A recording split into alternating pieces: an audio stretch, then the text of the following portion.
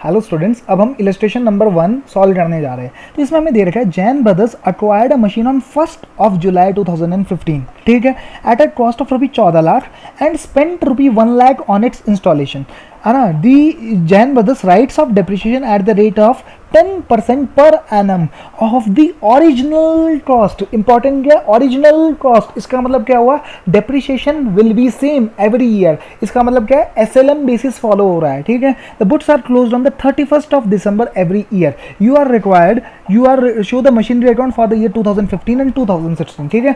अब मैंने 1 जुलाई 2015 को परचेज किया और मेरा ईयर एंड होता है 31 दिसंबर को। तो इसका मतलब जैसे ही मैंने परचेज किया तो मेरी एंट्री क्या डली, अब आप समझो एसेट अकाउंट बना रहा हूँ मैं, ठीक है।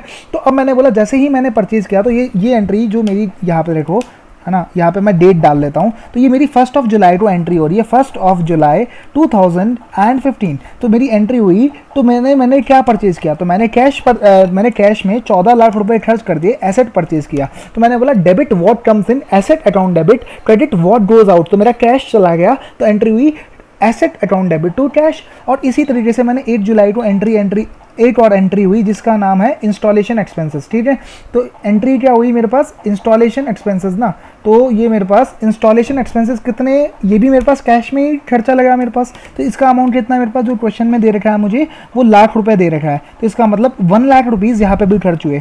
तो 1 लाख रुपीज़ उस दिन यहाँ पे खर्च हो गए। अब हमें बोला है कि 10% ऑफ द ओरिजिनल कॉस्ट आपका डेप्रिसिएशन है। तो इसका मतलब ओरिजिनल कॉस्ट कितनी होगी मेरे पास, 15 लाख रुपए। क्यों, तो इंस्टॉलेशन एक्सपेंसेस जरूरी है एसेट को अपनी लोकेशन और कंडीशन में पहुंचाने के लिए। तो that will form part of the cost of the asset. तो इसका मतलब क्या है, 15 लाख रुपए से आपका कॉस्ट ऑफ द एसेट है। तो इसका मतलब क्या हुआ कि इसके ऊपर डेप्रिसिएशन चार्ज होगा आपका। ये जो 15 लाख रुपए है ना, इसके ऊपर आपका डेप्रिसिएशन चार्ज होगा। तो इसका अब आप देखो, आपने लेकिन परचेज किया 1 जुलाई 2015 को। अब आपके पास डेट आ जाती 31 दिसंबर 2015।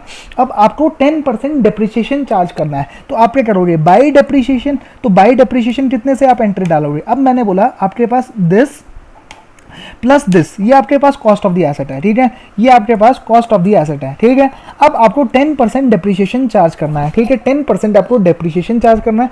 अब लेकिन आप एक चीज बड़ी ध्यान से देखना कि मैंने परचेज किया था 1 जुलाई को और 31 दिसंबर हुए, मतलब अभी सिर्फ 6 महीने ही हुए। और ये जो हमें दे रखा है 10% जो रेट है, ये हमें पर एनम रेट दे रखी है, मतलब ये पूरे साल की रेट है। तो अब हमें इसे क्या करना है, डिवाइड विद 2 कर देना है इसे। तो हम क्या करेंगे, इसे डिवाइड विद 2 कर देंगे। तो मतलब जो मेरा डेप्रिसिएशन आएगा वो आएगा 75,000। तो अब इसी तरीके से अगर मैं 31 दिसंबर को मेरा अपना बाई बैलेंस कैरेट डाउन देखूं, तो बाई कैरेट डाउन अगर मैं देखता हूं तो बैलेंस आ जाता है मेरे पास, ये आ जाएगा अगर मैं this plus this minus this, तो ये मेरे पास टोटल आ जाएगा 15 लाख रुपए। अब आप ये देखो, अब मैं अगले साल का लेट सपोज मैं लेजर बनाता हूँ। तो ये मेरा बनाया मैंने 1 जनवरी 2016 का जब मैं लेजर बना रहा हूँ। तो मैंने बोला 2 ब्रॉट डाउन, है ना। 2 ब्रॉट डाउन कितना आया मेरे पास बैलेंस, तो मैंने बोला 2 ब्रॉट डाउन मेरे पास जो बैलेंस आया वो कितना आया, मैंने बोला 14,25,000 रुपये बैलेंस आया, ब्रॉट डाउन बैलेंस, ठीक है। क्योंकि पिछले साल 14,25,000। अब मुझे क्या करना है, डेप्रिसिएशन लगाना है। ये मेरा 31 दिसंबर 2016 को डेप्रिसिएशन लगा है इसके ऊपर। तो मैंने बोला डेप्रिसिएशन कितना लगेगा मेरे पास। अब आप देखो, समझो, अब इस साल ये पूरा यूज हुआ है और मुझे 10% of original cost depreciation charge करना है। तो इसका मतलब क्या होता है कि मुझे जो डेप्रिसिएशन लगाना है वो 10% लगाना है ऑफ द ओरिजिनल कॉस्ट। तो मतलब इसका मतलब क्या हुआ, इसका मतलब अगर मेरा ओरिजिनल कॉस्ट क्या है मेरे पास, अगर आप देखो तो यहाँ पे ये है मेरी ओरिजिनल कॉस्ट जो है वो ये 15 लाख रुपए है। तो इसका 10% लगाना है मुझे, ठीक है। तो इसका मतलब 1.5 लाख रुपए डेप्रिसिएशन आएगा, ठीक है। तो अब मेरा जो क्रेडिट डाउन बैलेंस होगा ना वो मेरा हो जाएगा क्रेडिट डाउन बैलेंस। तो ये मेरा जो भी 12,75,000 रुपये जो भी बैलेंस आता है, तो ये मेरे पास ये मेरा अगले साल का भी लेजर बन जाता है इस तरीके से, ठीक है। तो अब आप देखो, अब आप यही एंट्रीज आपको क्या करना है, डेप्रिसिएशन अकाउंट में भी पोस्ट करनी है, ठीक है। तो अब आपको क्या करना है, यही एंट्रीज आपको डेप्रिसिएशन अकाउंट में भी पोस्ट करनी है। तो आपको क्या करना है, यहाँ पे सबसे पहले देखो, सबसे पहले क्या हुई, डेप्रिसिएशन की एंट्री हुई। तो मैंने बोला depreciation account debit to asset account. सबसे पहले एंट्री ये कब हो रही है, 31 दिसंबर 2015 को एंट्री हो रही है टू एसेट अकाउंट, है, ठीक है। ये कितने रुपए से एंट्री हो रही है, मैंने बोला 75,000 के। अब आपको पता है डेप्रिसिएशन मेरा खर्चा है, तो एंट्री क्या होती है, depreciation account debit all the expenses, credit. अब देखो एसेट मेरा कम हो रहा है, तो मैंने बोला एसेट अकाउंट को मुझे क्या करना है, क्रेडिट करना है, ठीक है। तो मैंने बोला टू एसेट अकाउंट 75,000 रुपये। अब आपको पता ही है कि ईयर एंड पे क्या होता है, ये अकाउंट प्रॉफिट एंड लॉस में ट्रांसफर हो जाता है, मतलब ये 75,000 रुपये खर्चा प्रॉफिट एंड लॉस में ट्रांसफर हो जाएगा। तो ये जैसे ये डेट थी तो ये उसी दिन है ना, उसी दिन ये आपका प्रॉफिट एंड लॉस में ट्रांसफ़र हो जाएगा। तो मतलब यही डेट दो ये, अच्छा है ना, तो ये ही डेट दो, ये प्रॉफिट एंड लॉस में ट्रांसफ़र हो जाएगा, ठीक है। इसी सिमिलर नोट पे अगर मैं देखूँ तो 31 दिसंबर 2016 को एंट्री डली टू एसेट अकाउंट, कितने रुपए से डली, लेकिन ये वाली जो एंट्री डली ना टू एसेट अकाउंट, ये मेरी एंट्री डली 8,50,000 रुपये से। तो अब मेरा क्या होगा, 31 दिसंबर 2016 को ये मेरा प्रॉफिट एंड लॉस में कितना ट्रांसफर हो जाएगा, ये 1.5 लाख रुपए। तो आप ऐसे समझिए इसे। तो होता क्या है, मतलब जितना खर्चा होता है पहले वो बुक होता है और वो अल्टीमेटली प्रॉफिट एंड लॉस में ट्रांसफर हो जाएगा। मतलब डेप्रिसिएशन अकाउंट डेबिट, एंट्री क्या होती है, डेप्रिसिएशन अकाउंट डेबिट। तो depreciation account debit to asset account, मतलब डेप्रिसिएशन बुक हो जाता है, डेप्रिसिएशन मेरा खर्चा है तो वो बुक हो जाता है टू एसेट अकाउंट। तो ये हमारी ऑलमोस्ट फर्स्ट इलस्ट्रेशन सॉल्व हो जाती है। अब मैं आपको स्टडी मैथ से भी दिखा देता हूँ। तो इसमें होता क्या है ना, तो टू बैंक अकाउंट ये हमने करी दी एंट्री। तो आप देखो क्लोजिंग बैलेंस कितना आ जाता है, 1275, और हमारा भी 1275 आ जाता है। यहाँ पे देखो ये 1275, ठीक है। तो आपको ये समझना है, सबसे इंपॉर्टेंट ये है, ठीक है। अब हम सेकंड इलस्ट्रेशन सॉल्व करते हैं। तो सेकंड इलस्ट्रेशन में क्या है, सेकंड इलस्ट्रेशन सेम इलस्ट्रेशन है। Jain brothers acquired a machine on 1 July 2015 at a cost of ₹14 lakh and spent ₹1 lakh on its installation. मतलब 15 लाख रुपए का टोटल एसेट एक्वायर करा।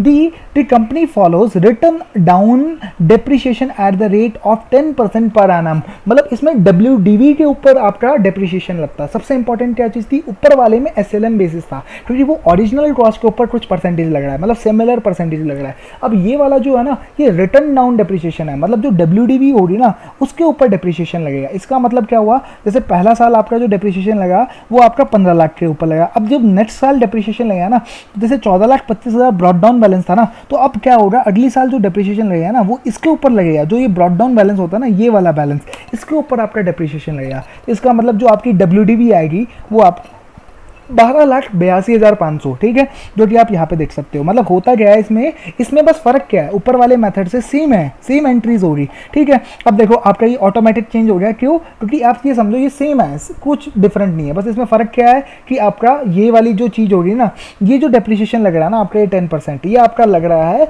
जो ओपनिंग WDV है, ना कि ये ओरिजिनल कॉस्ट पे लग रहा है। आपको दोनों में फ़र्क ये समझना है, ठीक है। तो अब हम थर्ड इलस्ट्रेशन सॉल्व कर रहे हैं। तो इसमें क्या है, सम ऑफ ईयर डिजिट मेथड है। तो ये होता क्या है, पहले मैं आपको ये समझा देता हूँ, ठीक है।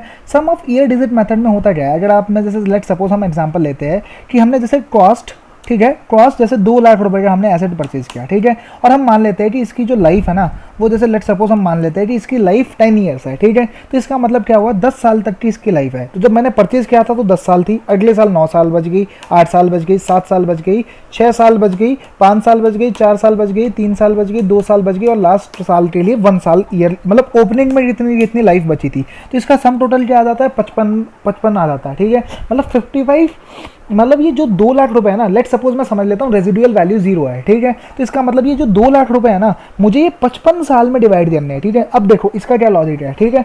इसमें ये सिमिलर वेरिएंट है रिड्यूसिंग बैलेंस मेथड का। उसमें भी क्या होता है, हर साल डेप्रिसिएशन कम होता जाता है। तो इसमें भी वही है कि शुरू के ईयर्स में ज़्यादा डेप्रिसिएशन चार्ज होगा, फिर थोड़ा कम होता जाएगा, ठीक है।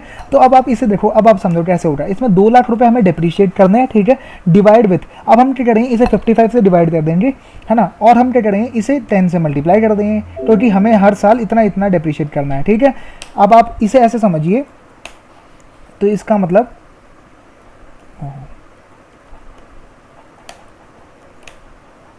तो ये हमारा, जैसे अगर हम इसका टोटल करें तो ये हमारा टोटल जो आएगा ये 2 लाख रुपए हो जाएगा। तो इसका मतलब हमने क्या किया, ये 2 लाख रुपए डिप्रिशिएट कर दिया ओवर इट्स यूजफुल लाइफ, ठीक है।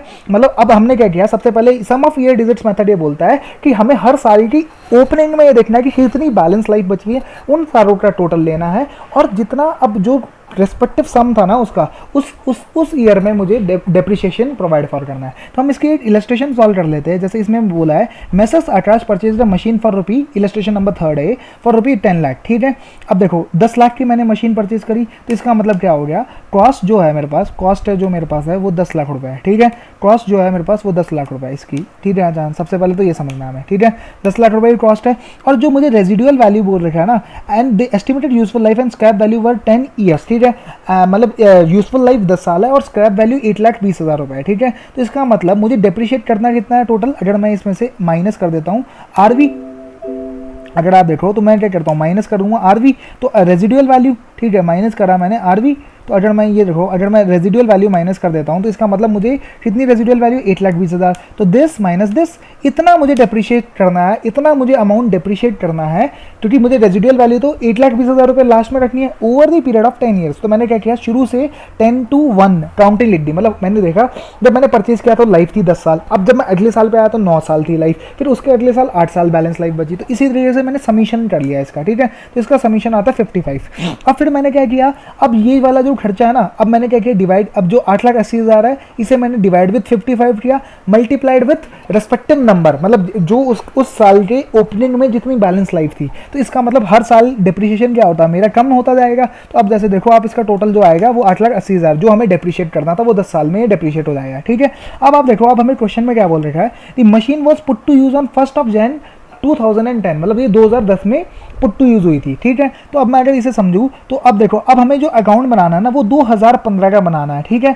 अब आप समझो, देखो अगर ये देखो, अगर मैं ये 2010 का अकाउंट है, ये 2010 का अकाउंट है, ये 2011 का अकाउंट है, 2012 का अकाउंट है, 2013 का अकाउंट है, ये 2014 का अकाउंट है, ये 2015 का, मतलब ये वाला जो फिगर है ना ये डेप्रिसिएशन है 2015 का। तो आप ये समझो ये वाला डेप्रिसिएशन ऑलरेडी प्रोवाइड फॉर हो चुका होगा, इसका मतलब ये वाला डेप्रिसिएशन ऑलरेडी प्रोवाइड फॉर हो चुका होगा। तो इसका मतलब ये वाला जो बैलेंस है ये डेप्रिसिएशन ऑलरेडी प्रोवाइड फॉर हो चुका है बुक्स ऑफ अकाउंट में। तो इसका मतलब जो मेरी WDV आ रही होगी, जैसे मान लो अब WDV कितनी आ रही होगी, मैंने बोला कॉस्ट थी इतनी और मेरा डेप्रिसिएशन ऑलरेडी प्रोवाइड फॉर हो चुका है 6,40,000। अब देखो इतनी आपकी WDV आ रही होगी, ओपनिंग WDV। अब आपको एक चीज़ मैं बताऊं, हमेशा कंफ्यूज करेगी कि जो रेजिडियल वैल्यू होती है ना, आपको कभी भी कंफ्यूज नहीं होना, इसका सिर्फ कैलकुलेशन ना, इसका सिर्फ यूज़ ना जब हम डेप्रिसिएशन का अमाउंट कैलकुलेट कर रहे होते हैं ना तब ही यूज़ होता है, बाकी इसका कोई भी रेलेवेंस नहीं है। मतलब कभी भी आप ऐसा मत करना कॉस्ट माइनस रेजिडियल वैल्यू, मतलब आप ऐसा कभी भी मत कर देना कि जैसे मान लो कि दिस माइनस दिस, तो गलत हो जाएगा हमारा, ठीक है। आपको हमेशा ये केयरफुल लेना है कि रेजिडुअल वैल्यू का यूज़ कहाँ होता है। अब आप समझो ना, इसका देखो आप, रेजिडुअल वैल्यू का यूज़ क्या होगा, 8,20,000 मुझे एंड में बचाना है। तो इसका मतलब क्या हुआ, अभी जो ओरिजिनल कॉस्ट थी उसमें से इतना डेप्रिसिएशन प्रोवाइड फॉर हो गया। तो मतलब कभी भी आप 8,20,000 माइनस मत करना, ये हमेशा केयरफुल रहना। मतलब रेजिडुअल वैल्यू का यूज़ सिर्फ डेप्रिसिएशन कैलकुलेशन में यूज़ होता है, उसका बाकी कुछ नहीं यूज़ होता। मतलब अब आप देखो लेजर अकाउंट जब बना होगा ना, आप देखो ऐसा समझिए इसे, ठीक है। अगर मैं लेजर अकाउंट बनाऊँ लेट सपोज, तो ऐसे जैसे मैं लेजर अकाउंट कॉपी कर लेता हूँ, तो मैं क्या करता हूँ, जैसे लेट सपोज मैंने क्या किया, ये लेजर अकाउंट बना लिया, ठीक है। तो अब जब एसेट परचेज किया था, तो जैसे लेट सपोज ये मैंने परचेज किया था, ठीक है। तो ये मैंने परचेज किया था 1 January 2010 को। तो मैंने क्या किया था, टू कैश, जैसे लेट सपोज मैंने कैश में परचेज किया, तो मैंने बोला एंट्री क्या हुई होगी, asset account debit, debit what comes in, credit what goes out. तो मैंने बोला 10 लाख रुपए की एंट्री हुई। तो अब मैंने बोला, अब मैंने क्या किया, अब 2000, अब मैंने ये 1 2 3 4 5 साल का मैंने डेप्रिसिएशन प्रोवाइड फॉर किया। तो मैंने बोला ईयर 1 to 5 का मैंने डेप्रिसिएशन प्रोवाइड फॉर किया, ईयर 1 to 5। तो ये क्या हुआ, बाय डेप्रिसिएशन। तो मैंने बोला डेप्रिसिएशन क्या होता है, मेरा खर्चा, तो depreciation account debit to asset. तो इसका मतलब क्या हुआ, it is equal to sum of, ये मैंने बोला इतना मैंने डेप्रिसिएशन प्रोवाइड फॉर कर रखा है। तो इसका मतलब क्या होता है, बाई जो क्रेडिट डाउन बैलेंस होता है ना, तो वो क्या होगा मेरे पास 10 लाख माना माइनस 6,40,000, मतलब 3,60,000। तो इसका मतलब क्या होता है, रेजिडुअल वैल्यू क्या होता है, सिर्फ कैलकुलेशन में यूज़ होता है, लेकिन ये कभी भी एक्चुअल में, मतलब एक्चुअल में तो ये लास्ट में जाके बचेगा, ठीक है। तो मतलब ये आप हमेशा केयरफुल रहना कि इसका कभी भी आप ना कॉस्ट में से माइनस कर देना, ले लो आप, ठीक है। मतलब अब आप देखो यहाँ पे देखो 3,60,000 आ रहा है। तो अब हमें क्या करना है, ये लेजर अकाउंट कंटिन्यू कर देते हैं हम, सिंपल सी बात है। तो हम क्या करते हैं, यहाँ पे लेजर अकाउंट कंटिन्यू कर देते हैं अपना। तो मैंने बोला टू ब्रॉट डाउन, ठीक है। टू ब्रॉट डाउन कितना आया, 3,60,000 रुपये। अब देखो कितना ईयर 6 का कितना डेप्रिसिएशन बनता है, ईयर 6 का डेप्रिसिएशन बनता है, अगर मैं देखूँ ईयर 6 का डेप्रिसिएशन बनता है आपका, तो मैंने बोला बाई डेप्रिसिएशन बनता है। अगर आप इस टेबल के थ्रू जाओ तो ईयर 6 का डेप्रिसिएशन बनता है 80,000, ठीक है। ईयर 6 आप ऐसे देखो ना, देखो 1 2 3 4 5 5 साल हुए, ये छठा साल है। तो बाई डेप्रिसिएशन बनता है आपका 80,000 रुपये। तो इसका मतलब जो क्रेडिट डाउन जो बैलेंस आया ना आपके पास, तो वो आ गया आपके पास 2,80,000 रुपये। तो ये आपको सबसे इंपॉर्टेंट समझना है। तो जो हमारा बैलेंस क्रेडिट डाउन है वो 2,80,000 रुपये। सिमिलरली आप इसके बेसिस पर डेप्रिसिएशन अकाउंट बना लोगे, वो तो बहुत ही सिंपल है, तो उसमें कुछ है ही नहीं दिक्कत।